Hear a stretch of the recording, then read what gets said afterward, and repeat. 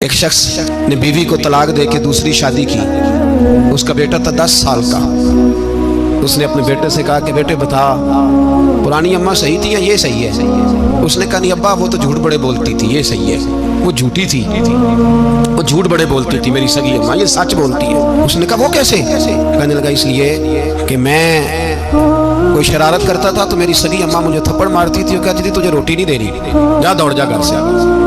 तो मैं दौड़ जाता था तो झूठ बोलती थी नहीं देनी, फिर आधे घंटे के बाद मुझे ढूंढने लग जाती थी, ढूंढ के लाती थी, फिर मेरी मिन्नत करती थी, फिर मुझे कहती थी ना मुझे सताया कर, फिर मेरा माथा चूमती थी, फिर मेरी मर्जी का खाना बना के देती थी, फिर मेरे मुंह में लुकमे डालती थी। झूठी थी, पहले कहती है नहीं देनी, फिर पीछे भागती है, ये सच्ची है।